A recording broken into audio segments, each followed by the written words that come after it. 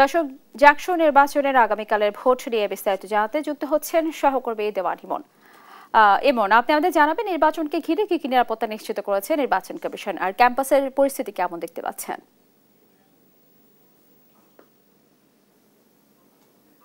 আগামীকাল সকাল ৯টা থেকে বিকেল ৫টা পর্যন্ত বহুল যে প্রতীক্ষিত জাকসু নির্বাচন সেটির ভোট গ্রহণ কিন্তু অনুষ্ঠিত হবে। এই উপলক্ষে কিন্তু নির্বাচন কমিশন আজকে যে কার্যক্রমগুলো সেগুলো কিন্তু আমরা দেখেছি যে তারা সেগুলো পরিচালনা করছেন। আমরা সকাল থেকে বিভিন্ন হল ঘুরেছি, হলগুলোতে দেখেছি যে নির্বাচনের উপলক্ষে যে বুথগুলো সেটি কিন্তু তৈরি করা হচ্ছে। নির্বাচন কমিশন আমাদেরকে জানিয়েছেন যে ২১টি কেন্দ্রে কিন্তু ২২৪টি কিন্তু বুথ তারা নির্মাণ করছেন। তো ২১টি কেন্দ্রের মধ্যে ১০টিতে যারা নারী ভোটার রয়েছেন তারা কিন্তু তাদের ভোটাধিকার প্রয়োগ করবেন। পাশাপাশি কিন্তু যে অন্য ১১টি কেন্দ্রে কিন্তু যারা পুরুষ শিক্ষার্থী ভোটার রয়েছেন তারা কিন্তু তাদের ভোটাধিকার প্রয়োগ করবেন।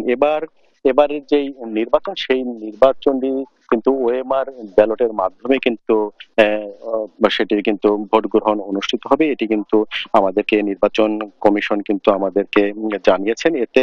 এই যে নির্বাচন এতে কিন্তু ২১ জন রিটার্নিং অফিসার, ৬৭ জন পোলিং অফিসার ও ৬৭ জন সহকারী পোলিং অফিসার কিন্তু দায়িত্বে থাকবেন। নির্বাচন যেন অবাধ, সুষ্ঠু এবং কোনো ধরনের কোনো বিশৃঙ্খলা যেন না ঘটে, ঢাকা এতে করে কিন্তু পুলিশের বরাবর কিন্তু নির্বাচন কমিশন আইন শৃঙ্খলা সদস্যদের কিন্তু যে আবেদন করেছেন সেক্ষেত্রে আগামীকালকে কিন্তু এখানে ১,০০০-এরও অধিক পুলিশ সদস্য কিন্তু নিয়োজিত থাকবেন, এমনটি কিন্তু আমাদেরকে জানানো, যিনি সাভার সার্কেল যিনি অতিরিক্ত পুলিশ সুপার রয়েছেন তিনি আমাদেরকে জানিয়েছেন। পাশাপাশি কিন্তু স্ট্রাইকিং ফোর্স হিসাবে যেন সেনাবাহিনী থাকে সেটির জন্য কিন্তু নির্বাচন কমিশন কিন্তু আবেদন করেছেন। আমরা সকাল থেকে বিশ্ববিদ্যালয়ে ঘুরেছি, আমরা দেখেছি যে বুথগুলোতে ৮০টির মতো সিসি ক্যামেরা স্থাপন করা হয়েছে, যেটি সরাসরি মনিটরিং করবেন নির্বাচন কমিশন। পাশাপাশি বিশ্ববিদ্যালয়ের যে নিরাপত্তা ব্যবস্থা,